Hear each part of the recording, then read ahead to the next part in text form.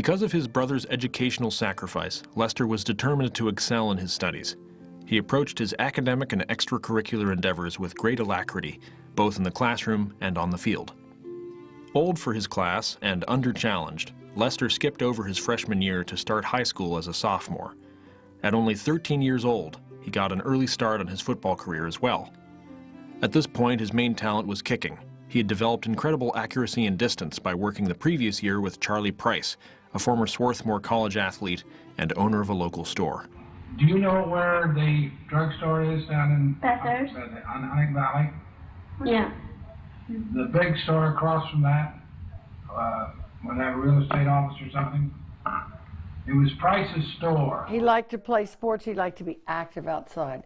And apparently some man that had the post office here in Bernathen taught him how to throw a ball. Mr. Price would practice punting and Lester would fetch the ball. Lester quickly learned, however, that punting or drop kicking the ball back was a smarter approach. Lester grew into his feet, reaching 6'3" his senior year. With a playing weight of 200+ pounds, Lester was, by 1918 standards, a very large young man. As is still the tradition today, A&C football provided excellent, hard-fought competition to programs sometimes 10 times its size. Lester distinguished himself as one of the greater Philadelphia area's top fullbacks and kickers, an impressive statistic coming from such a small school. He also proved to be an outstanding basketball and baseball player. In addition to his participation in A&C sports programs, Lester took on the role of Sigma president his senior year. After freshman year of public high school, Grace ventured to Bernathen for the 1916 General Assembly. The first time they met was the Horrigan family came down to an assembly. And Dad his job at the assembly was scooping ice cream. And Mom liked ice cream, I guess. And so that's where they first met. In a 1951 letter, Gilbert Smith teased Lester about this meeting. I remember when I first met Gracie at the 1916 assembly and recall that Gracie might have won me if she had tried harder. But be that as it may, I am well pleased with Neats. She's been a good woman to me. 18 months later, she moved into Glen Hall in the fall of 1917 to attend the academy. Being the youngest of 6, Grace was the last of her 5 siblings to attend. Of course, when she came, her oldest sister, Jean, was head of the bean hall. So it wasn't quite like leaving home. She was still getting sort of home cooking. And when Grandma Osplin came to the dormitory, her roommate in Glen Hall was Louise Gladish, at least for that first year.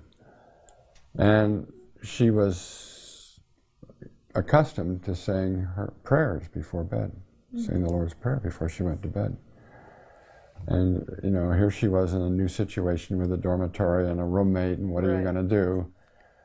So she finally spoke up and said that that's what she did. And Louise was apparently of a similar upbringing, and she said fine, and that's what they did. The atmosphere of the dorm, with a mixture of college and high school students, was a warm and friendly environment.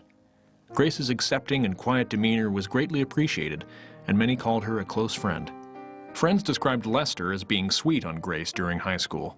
This sweetness grew and strengthened throughout the rest of high school and their subsequent years in college. What I've heard, and I don't know it for myself, is that in the Osplin household, Emma, Lester's mom, would always make sure that Gracie's photograph was the prominent one. If there was some other girl that Lester had a photograph of, some beautiful girl from college or whatever, Emma would always turn it down and put Grace's picture up again. Oh my, that's so interesting. Emma, I think, realized who the right lady was for her son, Lester. They both graduated from the secondary school, the Academy High School. She went back to Pittsburgh, and I believe she went to what they called normal school. They had a regular school for colleges, and then they had a special school called normal school for teachers.